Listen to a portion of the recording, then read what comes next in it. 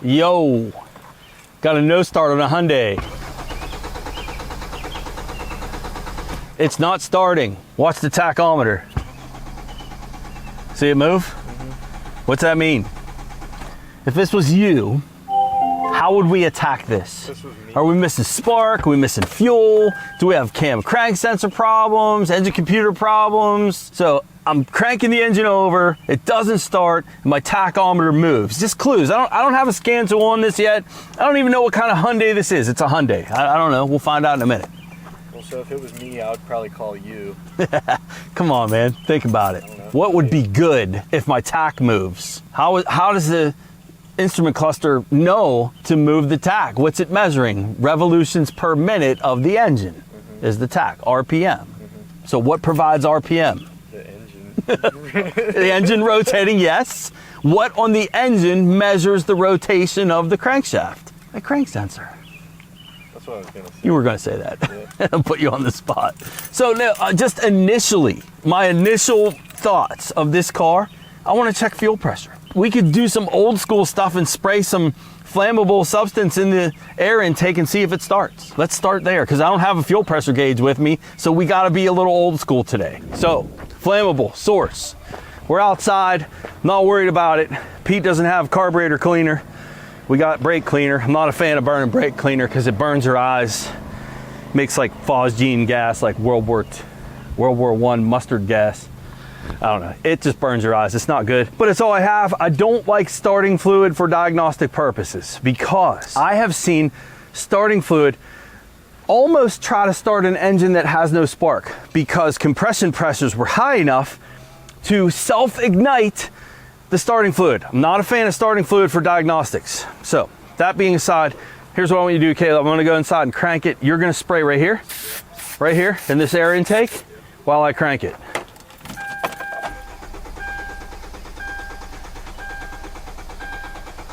More.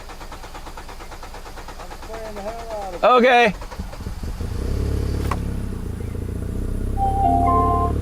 Okay. Let it run. Should stall itself out. If it stays running, that's gonna suck for us. Perfect. Perfect. Perfect. So, what are we dealing with here? Could we stay old school? Like no scan tool, no scope, no nothing? You're at your buddy's house.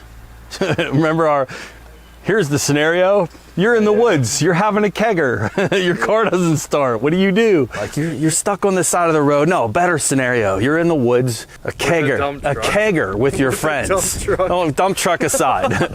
You're in the woods, you're not 21 yet. You have a half barrel of beer and like 20 friends. And your car won't start. What can we do? I love the comments on that one because everyone's like, stay the night, drink some more beer. No, I mean, honestly, this is looking like a fuel pump. I can go underneath and smack on the fuel pump or tank and see if I can get the fuel pump to run. We may lose some good testing opportunities, but this is a good one too, you know? So I'm gonna do that. I wanna beat on the tank. So I need you to crank it while I'm beating on the tank.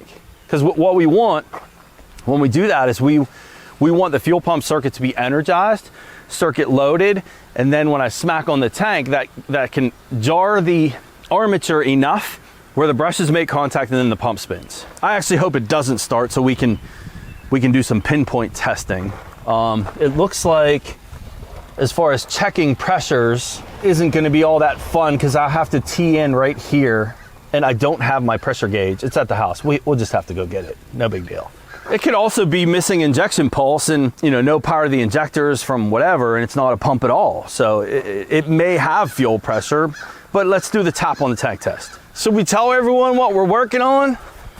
We are working on a August 13th of 09. Could be a 10 Hyundai, what's the back of that say? Accent? Sonata. Hyundai Sonata. I just laid under there briefly and I just tapped on it with my flashlight. I was like, that tank sounds empty. And I came up and looked at the gauge. It's showing pretty much empty, but we are on a pretty decent hill here. And I seriously doubt that somebody would pay for a diagnosis. I've seen stranger things, but would pay for a diagnosis with a fuel tank that's empty. I'm sure it's probably got a quarter tank in it if we get this down on a level area. Anyway, something to consider. All right, just using a wooden block here just to smack the tank. All right, go ahead, crank it.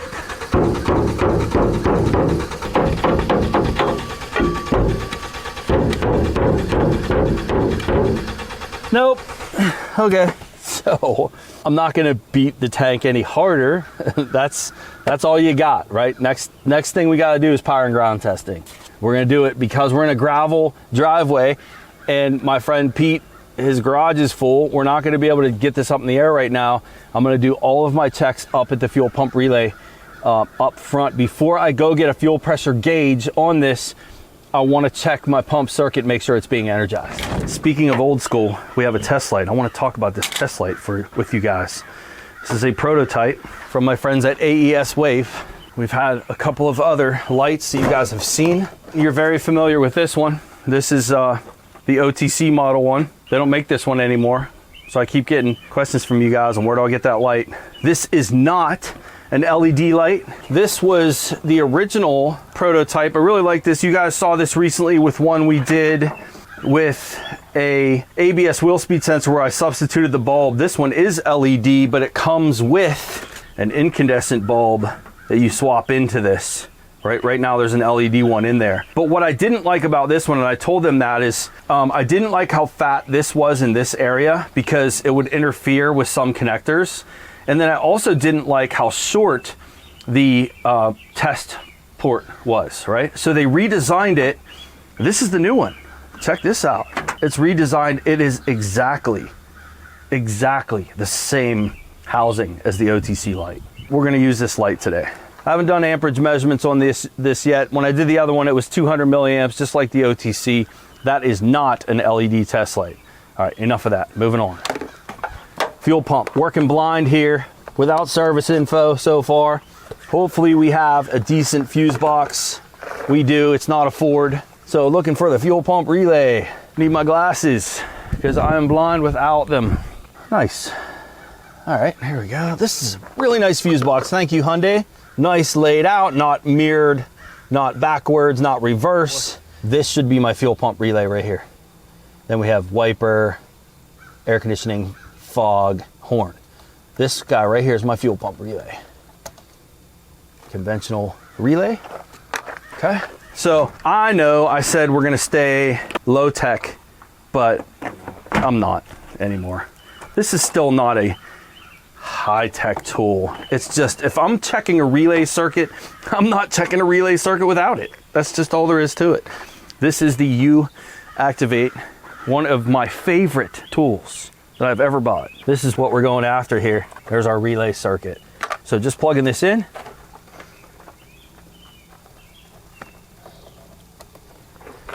And the first thing that I want to know is the computer controlling this circuit?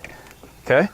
And what we should see, whenever I crank this over, that light should light. This LED is tied in with the control side, 85 and 86, the coil side. When I crank it, that light should light. Ready? Yep. All right. So that means the computer is controlling the fuel pump relay. There's something else I was thinking of too, because I don't have a pressure gauge on this yet. No. Oh, we got some critters in here. What I just wanted to verify very quickly, because we know it's a fuel issue, I just want to make sure my injectors are firing. So I'm just going to unplug one of them and I'm going to do some real quick checks on the injector circuit. I have the key on right now. One of these should be hot. That side's hot. Okay. This side is then going to be my control.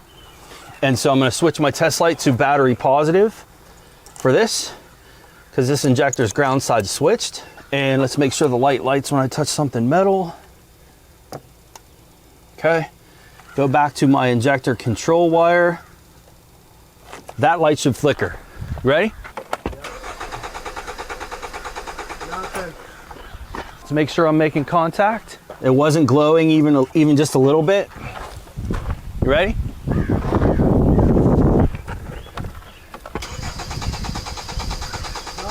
Really? So that concerns me. I'm checking the fuel pump circuit, but if I don't have injection pulse, changes my direction as far as checking this fuel pump circuit. I really need a pressure gauge on here. I don't have one with me. So that's what I'm doing right now. I'm trying to adjust my testing methods based on the tools I have. I don't have my fuel pressure gauge with me. This should pulse. That should have pulsed. That should have pulsed. It's possible I wasn't making contact. Can you crank that for me? Yeah, we'll get you guys a shot in a second.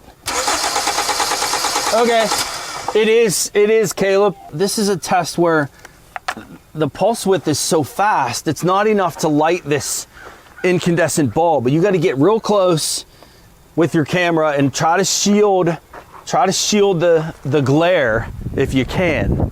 Watch it real close. It's super dim, Caleb. It's there. Ready?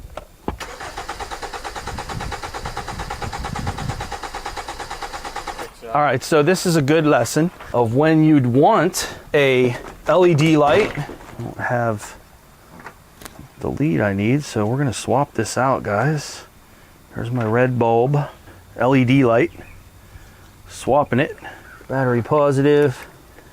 Test light, touch ground. See, it's an LED light now. You should see this one. Ready? Much better. All right. Yeah, that's not a loaded test. The LED does not draw nearly what the incandescent one does. But the reason that we couldn't see that with the incandescent bulb is the pulse width is so fast that it's not enough time to get that inrush of current to glow the bulb. It was there. To our naked eye, we could see it. You couldn't really see it with the camera. So I put the regular bulb back in there. We're staying focused where we were before. I do have injection pulse. There's no reason this shouldn't be running. I'm almost 100% sure that I have no fuel pressure. Again, I don't have a gauge with me. So we're gonna continue now on our fuel pump checks from the relay itself. One thing we already showed, the computer is controlling the circuit, right? 85 and 86 did light up that bulb. So then my load side, which is 30 and 87, these two guys, the red and green, if I flip this switch, the pump should be running. I hear nothing, okay? The other thing is test light to ground. I can show you that. On the load side up here, my green and red is what I'm dealing with. That's my load side feed. Flip the switch, turn the pump on. Notice the feed stays bright, right? Nothing wrong with my load side feed to the pump. And then go to the green pin. It's off. When I flip the switch, it should be on, right? That's down to the pump itself. I do not have an issue up here, wiring wise, for that pump. Everything is good. The rest of my checks really now need to be done underneath, but there's one more check we can do. This one definitely goes to the pump, okay? So we have pin 30, which is hot, and then we have 87. This pin goes down to my pump. I'll draw a positive brush, I'll draw a negative brush, and we'll draw this to ground. And then you have your motor sits right here, right? So electrically speaking, we have windings inside this motor, right, that attach the positive and negative brushes. We make electromagnet here. There's permanent magnets out here. That's what makes the motor spin. This test, I'm going to take my test light to battery positive, okay, on that pin. And if the circuit is intact, positive through the winding to negative, that light's going to light. If that light does not light, that is really enough out here in the parking lot to say, Pete, put a fuel pump in this. Now, are we checking, could we have an open here in between? Sure. Could we have an open in the ground? Sure. But I can't check it where I am. I have to be up in the air. Unless I can pull the seat and get an access cover. It might be there. But this is the test I'm doing. Does this light light on that test? That tells me on a good fuel pump circuit with it not running, that light will be very bright. Why? Because fuel pumps don't have much resistance at all with the electric motor sitting still. The motor itself, as it spins, creates a counter voltage, which is the resistance in the circuit.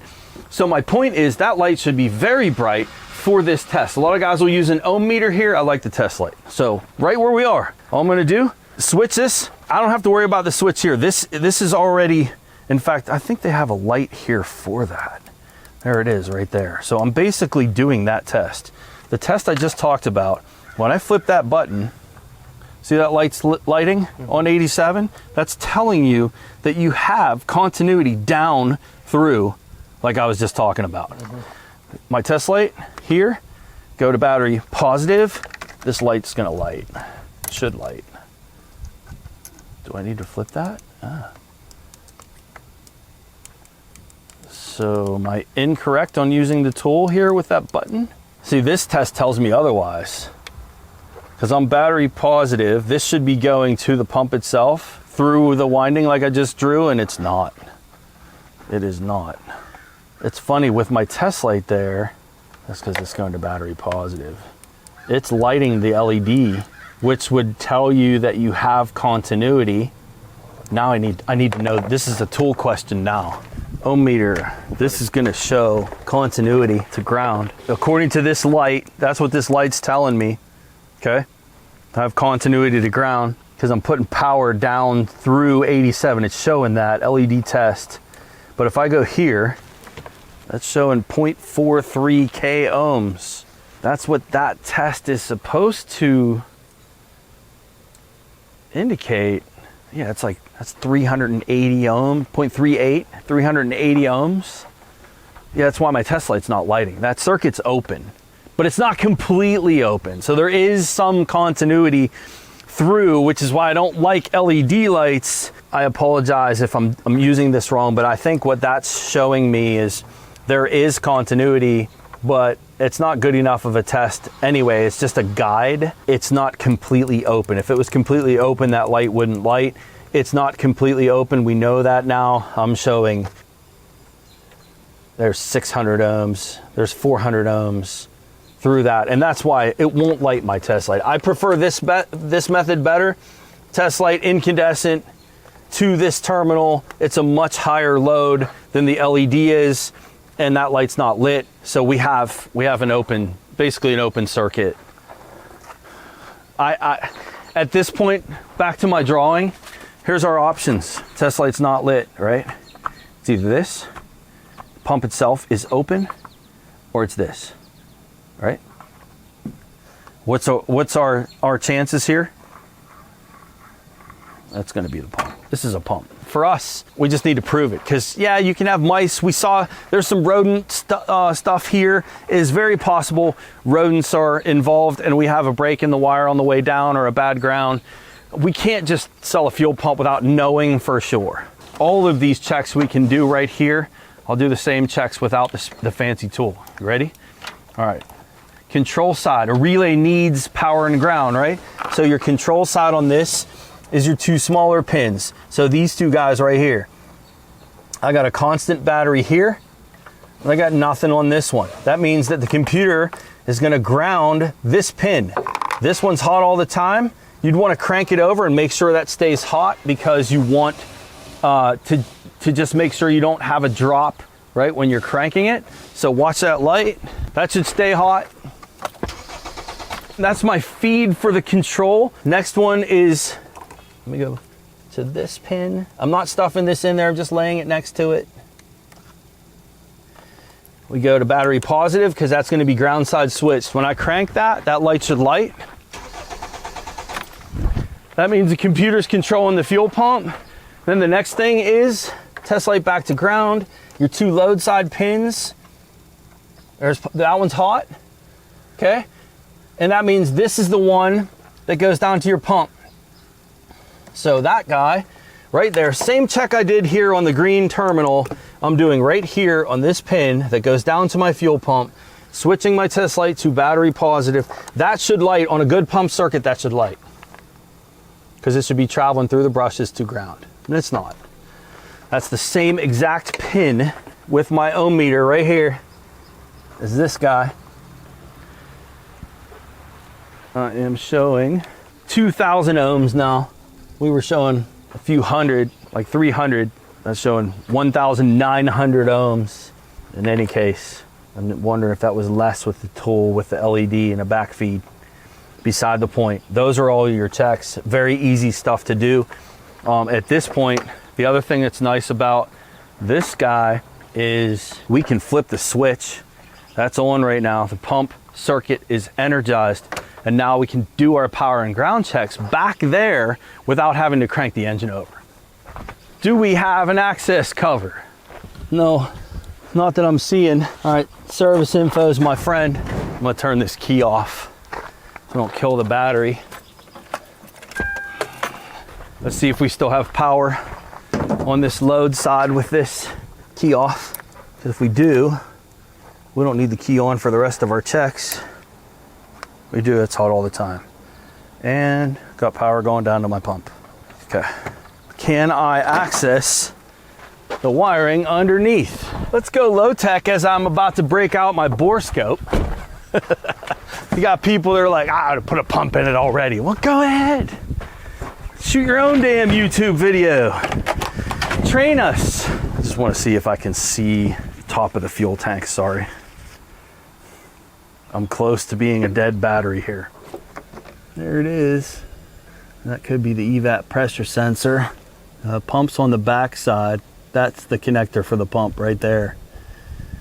The little, this guy right here. That's pressure sensor for the EVAP. Pump's there. Is there an inspection cover? Is there a cover? It looks like there's a port right above it. Is that in the trunk? Look at that. There's a cover there, dude. You see that? There's a plug right there. That looks like that might be in the trunk. Let's go in the trunk. Yeah! Let's go! I need a back probing pin. All right, my pump circuit, I still have the switch on. So to address something we mentioned earlier too about the tank being empty, I don't hear the pump running at all. So it doesn't matter that the gauge is very low, we're on a hill. I could probably smack on that better now, but I'm gonna do this test back here. Just using my test light. That's all I need. So I got a heavy green and a heavy black. I'm gonna do this first. Let me unplug this. And then we're gonna back probe the heavy green circuit. This connector is like really, really tight. We might be breaking out the Phil's probe here. There we go, got it. All right, that's the heavy green wire. That should be fuel pump power. Then I need a known good ground. Not making contact. The reason I'm back probing with it plugged in is I like a loaded circuit better. I know there's really no load here. Let's see if I can get this to light. Okay, so I'm not making contact on this. This is my issue. There we go. Now I am. Pump plugged in, test light lit. That's the feed. Okay, what we don't want to see is we don't want to see the ground circuit light for this. And I'm going to modify this test a little bit first. We're going to go, we know this one's power. I'm going to flip over to the ground. This should light. That's my ground. Yep.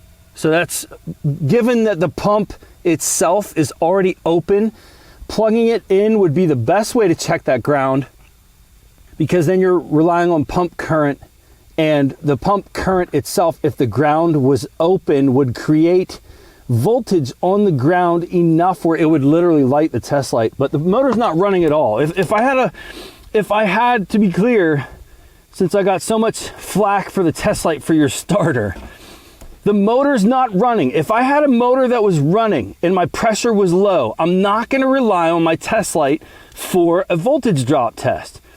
But because the motor is not spinning at all, then it's a go, no go test. If my test light does not light on this ground, like you're done. The motor's open. We already know that.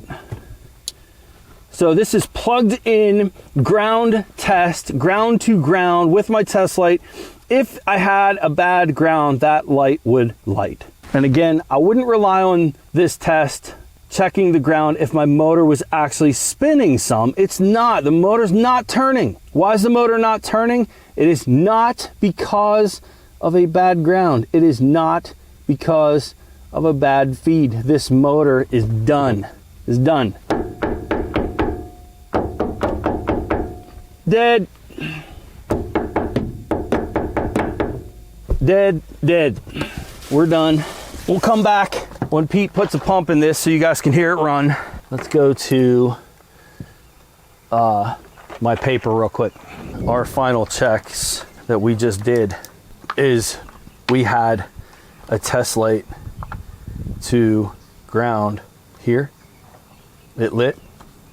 And then we had a test light to ground here, and it did not light.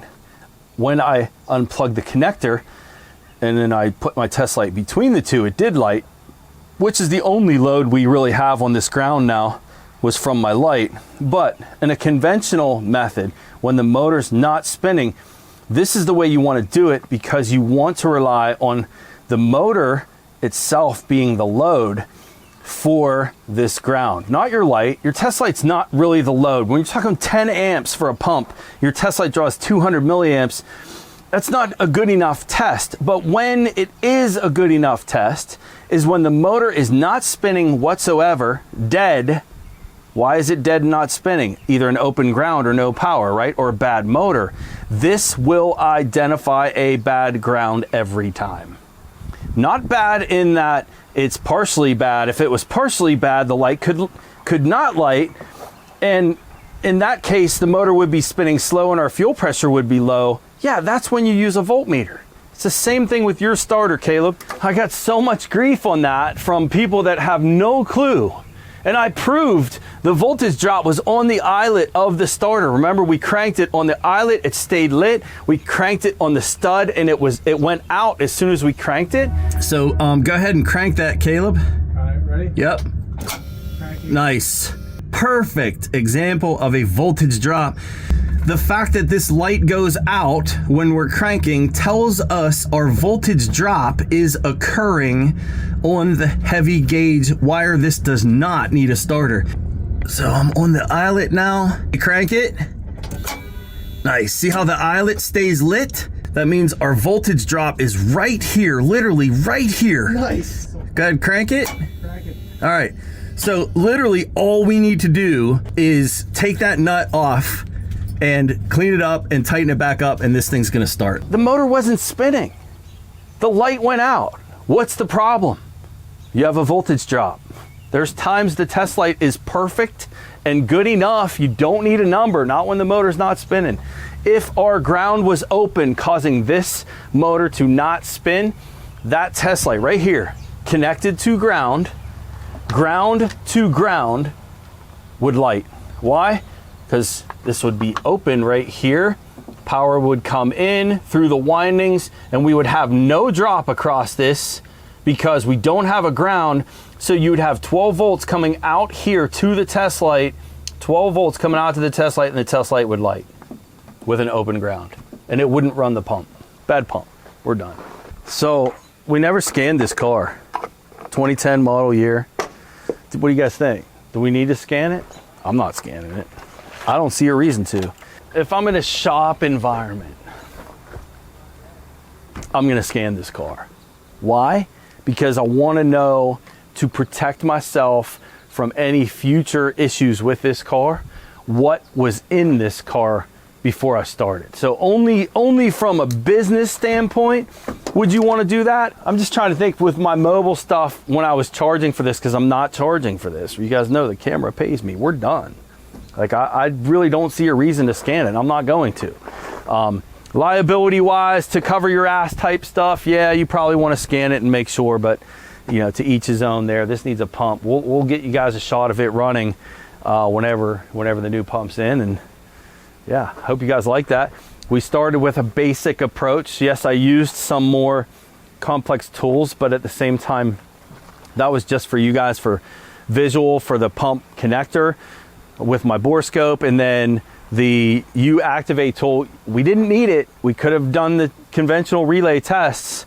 I love that tool when it comes to the pump though, because especially because I can energize it and not have to worry about it. Sure, you can use a paper clip and jump the load side, but that can be dangerous whenever you have a relay that has 4 pins that are the same size and you don't know which ones are load and which ones are control. And if you jump the control side, you're gonna fry the engine computer. Ask me how I know about that personally.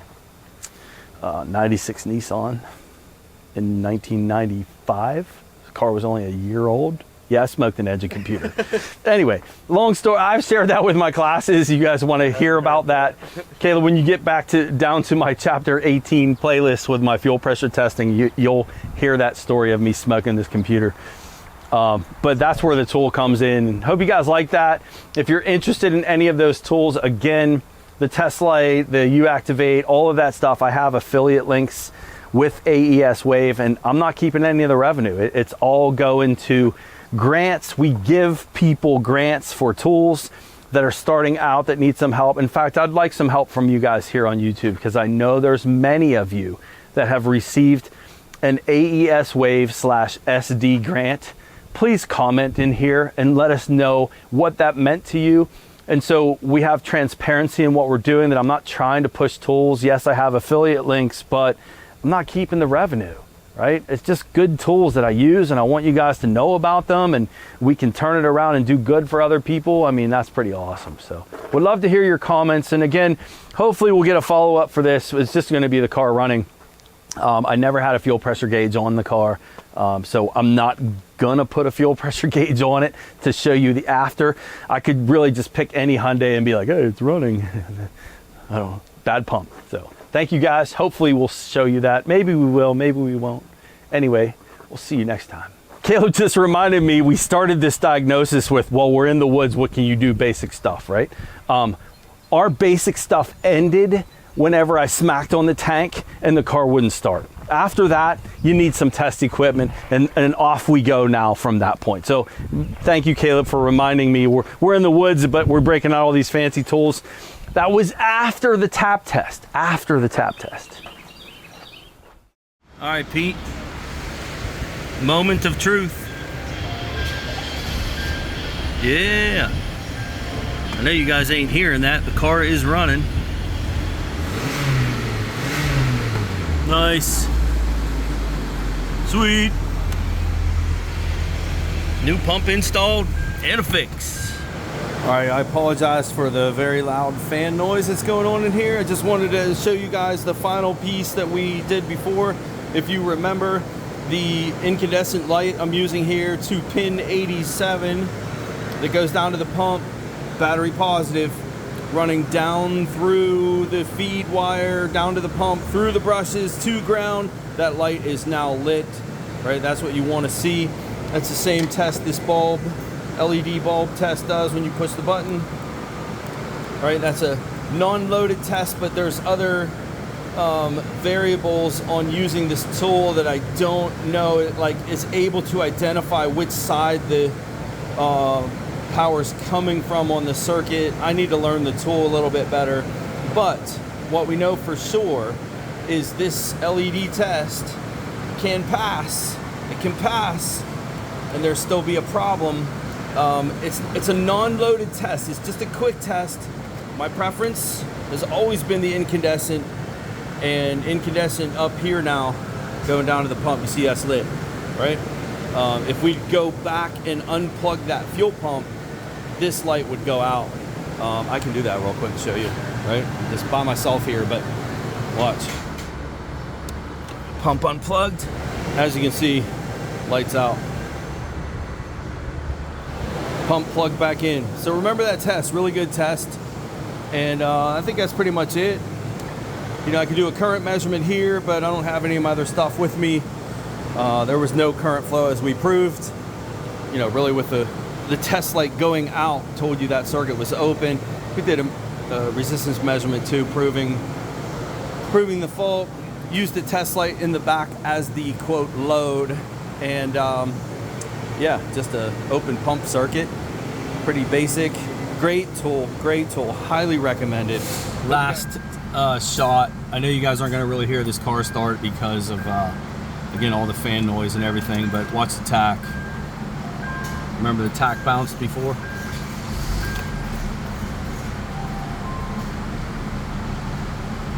Perfect.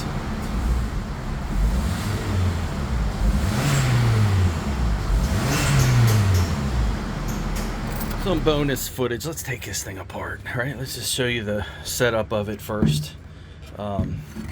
This is your return line right here. We actually reused this hose because the hose that they supplied was pinched. You got to be careful with these aftermarket parts, man.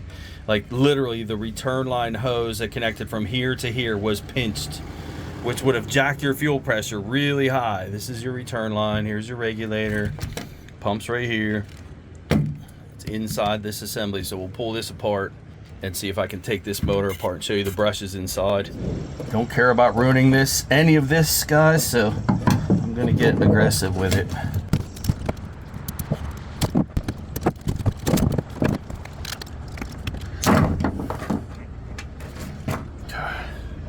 Your pump motor.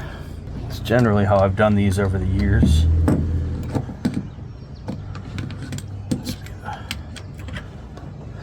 Impeller side. I really need to get this side off, but like it's beveled so well, I can't really get my tool in there.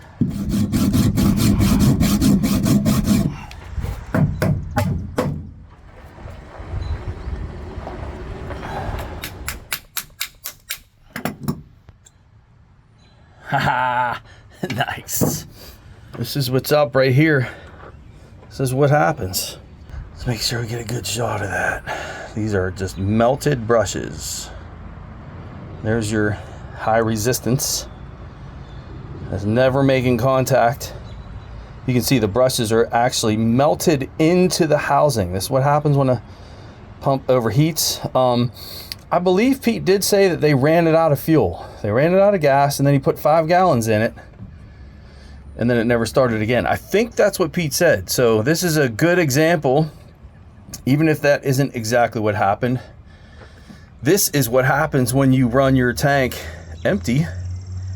Fuel is a coolant for these pumps, and when you run them empty, they'll overheat. But when they overheat, the brushes get real hot, they melt into the housing, and then they never make good contact with the commutator segments again on the motor itself.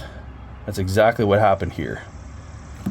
And then show you the segments of the motor. I've seen these vary in how they look. Let me see if I can get this out of here for us.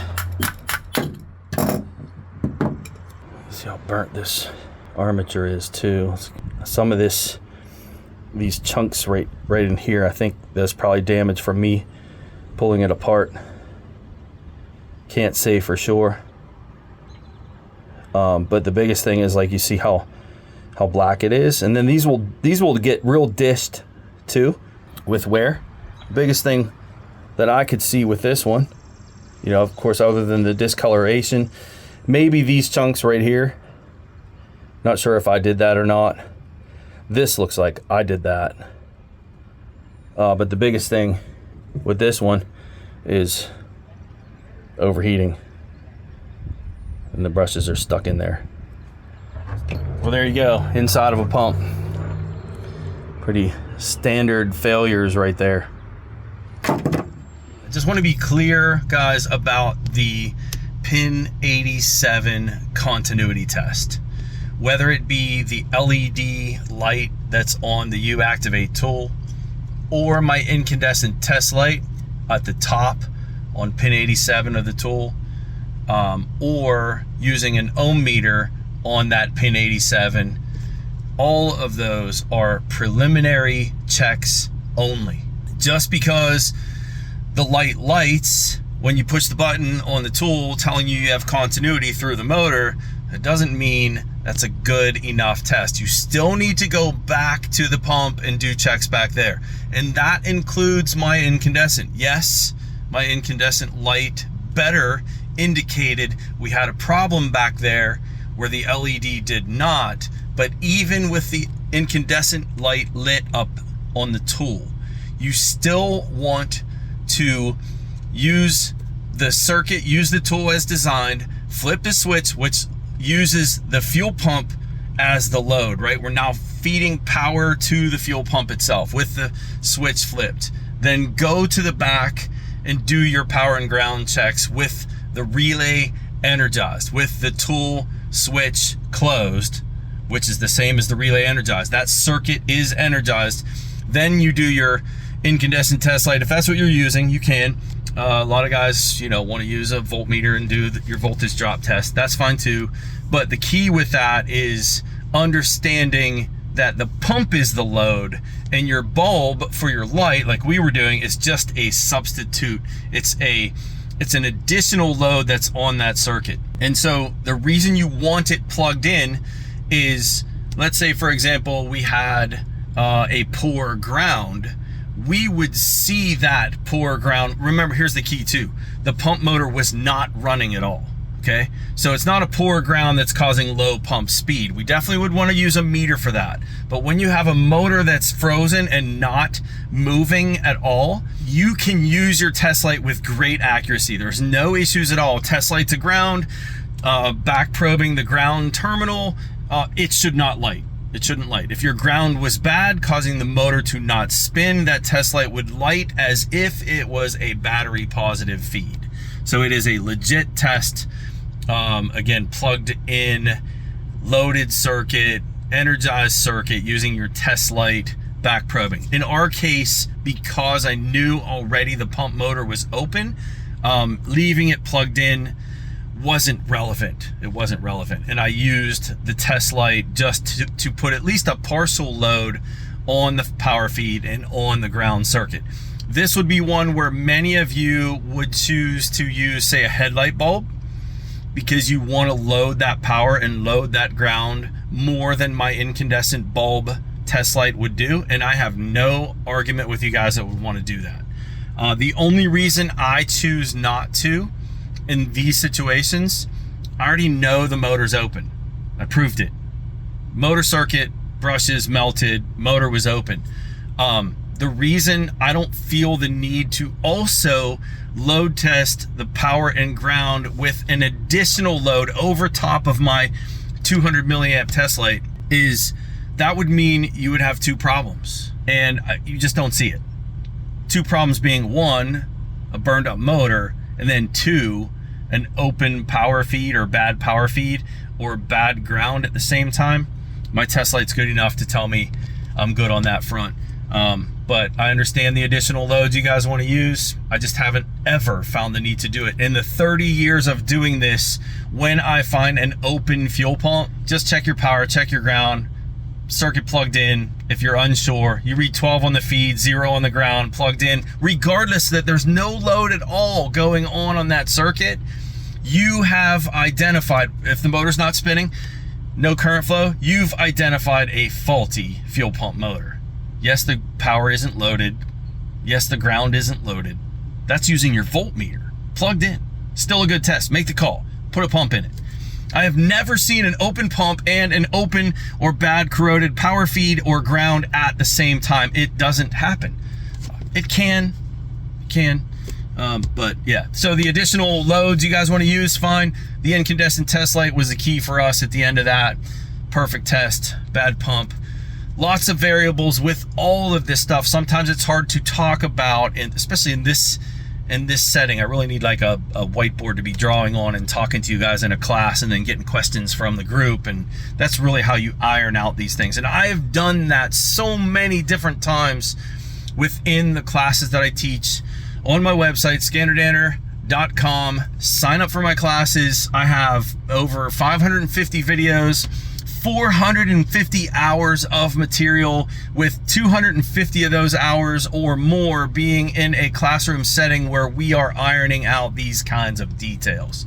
So I hope to see you guys there. Super cheap still to sign up. It's still 36 cents a day, $11 a month, $132 for the year. You can't find this kind of trading for that price anywhere. You got nothing to lose. 14-day free trial too. Sign up, check it out, and I hope to see you guys there. Thank you so much. We'll see you next time.